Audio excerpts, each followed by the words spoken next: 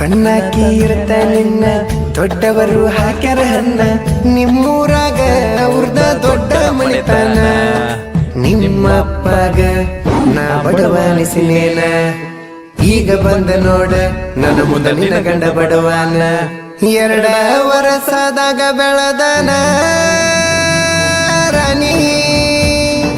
bullet ಗಾಡಿ ಮೇಲೆ ಮೆರೆದನ ಕಾರ ತಂದ ತರಬೇನ ಕೇಳಿ ಹೇಳ ನಿಮ್ಮಪ್ಪನ ನಾ ಈಗ ಬಡವೇನ ಹೇಳ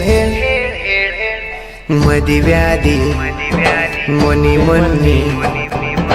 ನನ್ನ ರಾಣಿ ಮದಿವ್ಯಾದಿ ಮೊನ್ನಿ ಮೊನ್ನಿ